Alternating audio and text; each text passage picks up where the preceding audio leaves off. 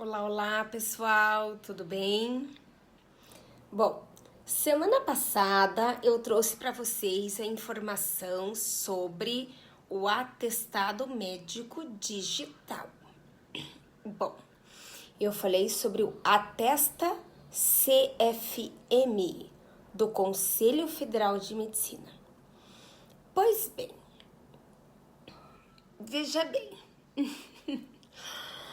As coisas já não são bem como eram na semana passada, tá? Então, o que aconteceu? A Justiça Federal, por meio da terceira vara do Distrito Federal, suspendeu a resolução do Conselho Federal de Medicina, que era a resolução 2382 de junho de 2024, que entraria agora em vigor em novembro de 2024, com obrigatoriedade a partir de 5 de março de 2025. Então, a terceira vara federal do Distrito Federal suspendeu essa resolução, que cria a plataforma Atesta CFM. O sistema foi criado para emissão e validação de atestados médicos no Brasil. O intuito era que o Atesta CFM funcionasse como um sistema oficial e obrigatório para emissão e gerenciamento de atestados médicos físicos ou digitais físicos ou digitais, inclusive de saúde ocupacional, tá? Ele seria lançado na terça-feira, agora dia 5 de novembro agora não, né? Seria lançado 5 de novembro de 2024. A decisão, então, do juiz federal, lá da Justiça Federal do Distrito Federal, ela entendeu, então, que o uso obrigatório da plataforma através de uma resolução do Conselho Federal de Medicina invadiu uma competência legislativa, né? Que era para ser da União, né? Ou como o Ministério da Saúde, ou como a Anvisa, Autoridade de Saúde de Proteção de Dados, ou até pelo Congresso Nacional, através de legislação, né? De acordo com o juiz lá do Distrito Federal, o sistema poderia causar concentração indevida do mercado de atestado médico digital, fragilização de dados, de abastecimento de dados pessoais, e eliminação dos atestados e receituários médicos físicos, uma vez que a digitalização dos serviços exige adaptação, o que exigiria um prazo maior. A decisão atendeu a um pedido do movimento Inovação Digital, do qual faz parte mais de 180 empresas, que argumentou que não foram apresentados dados suficientes de fraudes em atestados.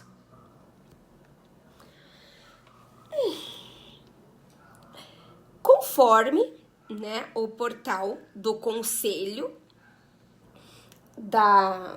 do Conselho Federal de Medicina, a plataforma é intuitiva, sem burocracia e de fácil acesso para médicos, pacientes e empresas, e serviria como validação e chancela de atestados médicos, né? Com isso, a autarquia criaria mecanismos efetivos e com o mais alto nível de segurança para combater fraudes e outras irregularidades na emissão desses documentos.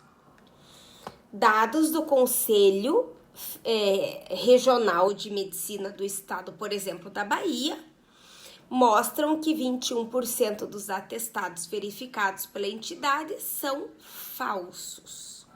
Bom, enfim, eu tive que reanalisar essa informação, porque estive conversando com a minha chefa,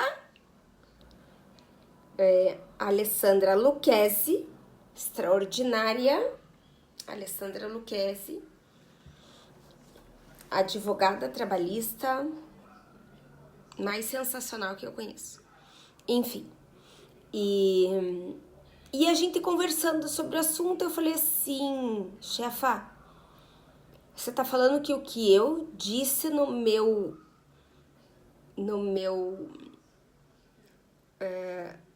lá na minha rede de conversas com meus alunos tá errado? Que não vai rolar o Atesta CFM? Ela falou assim, não, porque ela faz parte do Conselho Nacional da Indústria, CNI, e aí ela me explicou toda a situação e eu falei, não, então vou ter que conversar com os meus alunos e os interessados para reavaliar sobre essa explicação. Então, gente, vamos esperar mais um pouco, tá? A resolução 2382, que entraria então em vigor em 5 de novembro de 2024 e que seria obrigatório a partir de 5 de março de 2025, deu uma segurada. Eu particularmente, Vânia, entendo que seria interessantíssimo o Atesta CFM. Mas, realmente, né, uma questão totalmente tecnológica, digital, requer um pouco mais de cuidado e teria que ser de uma autarquia, talvez não de uma autarquia, talvez de uma administração mais direta, que é isso que eles estão alegando. E aí, por isso, houve a suspensão. Porém, vamos aguardar, porque até março de 2025 pode ser que alguma coisa aconteça, alguma norma seja publicada e que a gente tenha alguma novidade em relação ao Atesta CFM. A princípio, portanto, não temos o atestado médico digital, tá?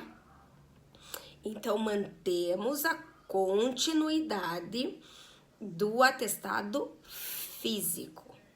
E eu tinha dito para vocês que eu falaria né, nesse momento, a diferença entre atestado médico, declaração de comparecimento e atestado de acompanhamento. Então, é muito importante a gente diferenciá-los. Por quê? Porque atestado médico, ele vai atestar a incapacidade do trabalhador. Então, quando que você leva o atestado da empresa e você tem uma declaração de que você está incapaz para trabalhar e isso gera um afastamento. Quando você tem um atestado médico. Então, o atestado médico, ele não vale a partir do futuro e nem a partir de ontem. O atestado médico vale a partir do momento em que o médico fez a avaliação no paciente. Então, a partir daquele momento é que vale o atestado médico. Então, o médico, quando você vai na sexta-feira, ele não diz que começa a contar o atestado a partir de segunda. Não existe isso. Não existe atestado médico futuro. Existe a incapacidade a partir do momento em que o médico fez a verificação da incapacidade. Então, se ele dá 3, 4, 5, 6, 10, 15, 30 dias, é a partir do dia da incapacidade, certo? Então, a incapacidade é a partir da sexta-feira e não a partir de segunda, para fins de afastamento lá do trabalho na empresa, para iniciar o primeiro dia dos 15 que a empresa paga e a partir do 16º dia paga o INSS. Então, não existe atestado médico futuro. Existe atestado médico a partir da data da incapacidade, da avaliação do médico. Então, o que acontece? Acontece que o empregado foi no médico e se ele está incapaz, ele traz um atestado médico de incapacidade e a empresa, então, começa a contar a incapacidade a partir daquele dia que ele foi no médico e que foi constatada a incapacidade. A partir daquele momento, começa a contar o primeiro dia da incapacidade. E aí sim, né, dependendo do tempo que o médico concedeu de incapacidade, de atestado, começa a partir do dia da incapacidade, dia do atestado médico, certo? Beleza? Aí conta os 15 primeiros dias, responsabilidade da empresa, o contrato está interrompido. Interrupção contratual conta todos os dias como tempo de serviço e a partir do 16º dia, aí a gente tem que avaliar qual é o tipo de afastamento que o empregado gerou. Se foi um afastamento decorrente de doença ou acidente de trabalho, que vai ser o B91, auxílio por incapacidade decorrente de doença ou acidente de trabalho, B91, a partir do 16º dia continua interrompido. Por que continua interrompido? Porque a empresa continua depositando o FGTS a partir do 16º dia. Então, continua contando o tempo de serviço. Contrato interrompido conta tempo de serviço para todos os efeitos legais, ok? Entretanto, se ele trouxe um afastamento que não é decorrente de doença ou acidente de trabalho, aí é o B31, é incapacidade que não está relacionada com o trabalho. É o benefício do auxílio e incapacidade temporária que não tem a ver com o trabalho. B31. E aí, nesse caso, a partir do 16º dia, o contrato está suspenso. Se está suspenso para a contagem de tempo de serviço. Inclusive, nem FGTS é pago a partir do 16º dia, porque não tem relação com o trabalho. Então, a partir do 16º dia, o contrato é suspenso para a contagem do tempo de serviço. E aí, só a partir da data do retorno é que volta a contar tempo de serviço, tá? Tanto para fins trabalhistas e para fins previdenciários, a gente tem detalhes aí, que eu não vou trazer nesse momento para nós, tá? Então, tem diferença quando você se afasta no contrato de experiência, por exemplo, nos 15 primeiros dias, se vai virar prazo indeterminado, se vai ter estabilidade lá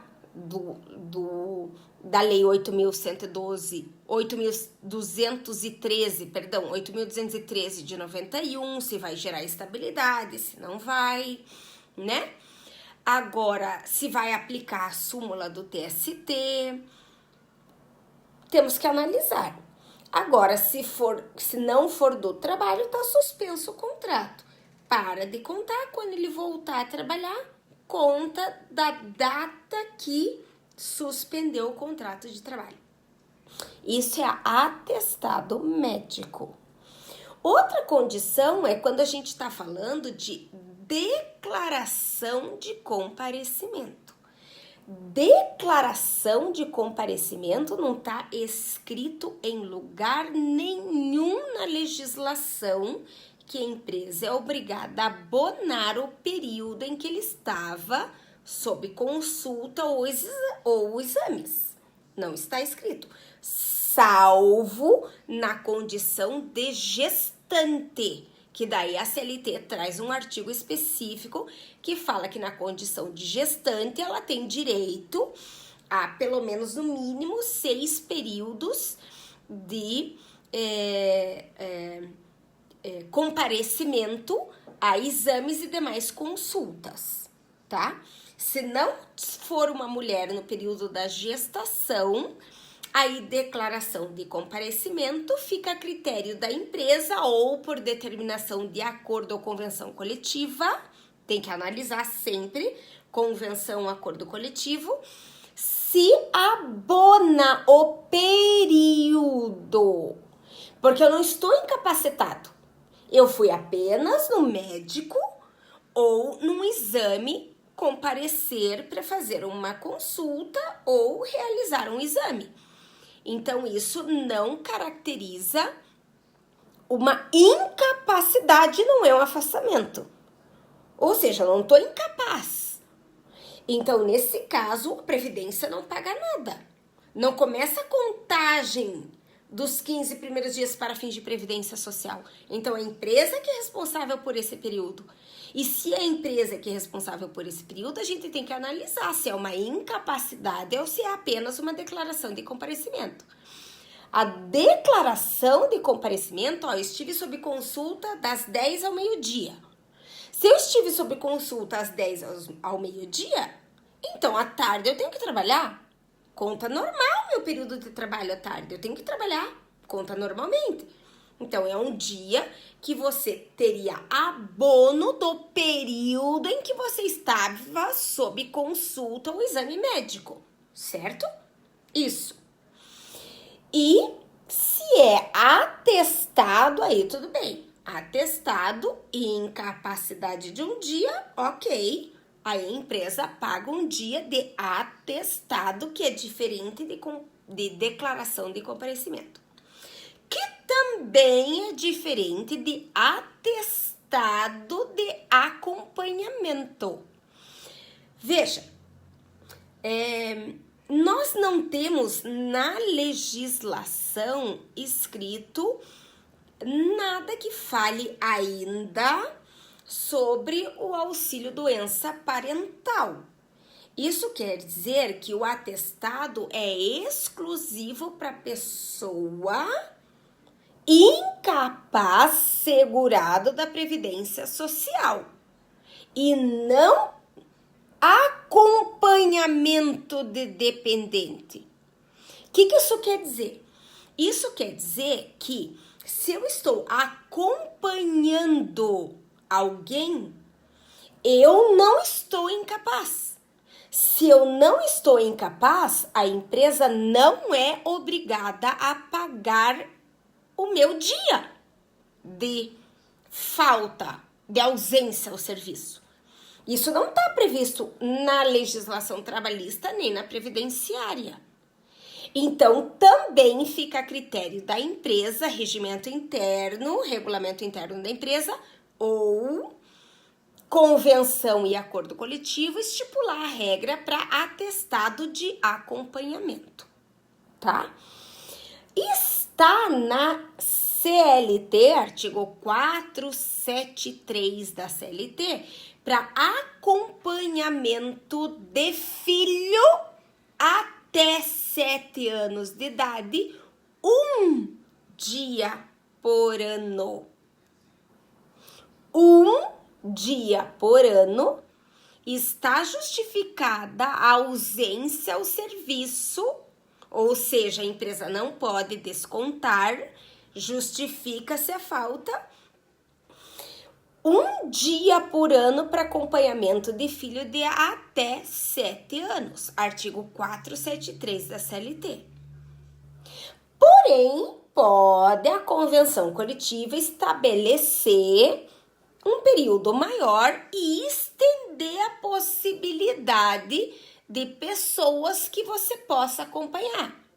Por exemplo, não apenas filhos, mas também irmãos, pais, sogra, sogro.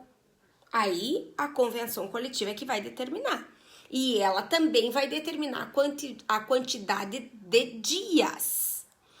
Ou seja, é diferente um atestado médico que declare a minha incapacidade de uma declaração de comparecimento em consultas ou exames médicos e atestado de acompanhamento, tá? São coisas diferentes. Então, a empresa tem que fazer uma avaliação do que corresponde cada condição para ver se vai gerar um afastamento, inclusive lá no E-Social. Lá no E-Social, se for afastamento, você vai colocar como afastamento atestado de incapacidade. Se for declaração de comparecimento, não coloca nada, é um abono de falta. Se for um atestado de acompanhamento, não coloca nada. É uma falta justificada, não coloca nada. Não tem nada a ser colocado dentro do E-Social, tá? Então, isso é importante a gente fazer a diferença. Por isso, seria muito válido que se entrasse realmente em vigor esse atestado médico digital, né? Até porque atestado médico, ou atestado, deixa eu falar assim, é melhor dizer, porque atestado é válido de médicos e dentistas para fins trabalhistas de incapacidade para o trabalho, certo? Que daí não gera uma falta justificada, não. É um afastamento. Lá no E-Social não é uma falta justificada, é um afastamento, ok? Beleza. E é só de médicos e dentistas. Se for terapia ocupacional, psicologia, terapia, fisioterapia, aí não se enquadra como atestado médico, se enquadraria como uma declaração de comparecimento, tá? Fica a dica aqui, a informação. Mas tudo também vai depender da convenção do acordo coletivo da categoria. E, claro, bom senso do empregador. Bom senso sempre. Então, seria importante que a gente tivesse uma noção, né, do atesta CFM no sentido de ter digitalmente a informação, o qual eu, Vânia, particularmente acho que é muito importante. Mas, realmente, ninguém é obrigado a ter smartphone. Ninguém é obrigado a ter internet. E o segurado, especialmente porque a empresa e o médico muito provavelmente conseguem ter acesso.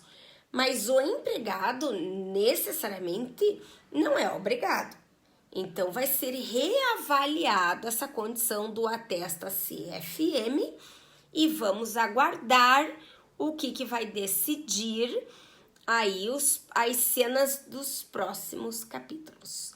Vou encerrar por aqui, porque já estou em 24 minutos. Se alguém conseguiu chegar até aqui, está de parabéns. Você é o cara. Porque ninguém aguenta 25 minutos. Mas, enfim, o que eu precisava falar aqui no meu canal era essa informação para esclarecer o que eu trouxe para vocês na semana passada. E aí, semana que vem, a gente vem com um novo assunto. Beleza? Muito obrigada. Até a próxima. Curta 3 Cs. curta, compartilha e comente, ok? Obrigada. Até a próxima. Tchau, tchau.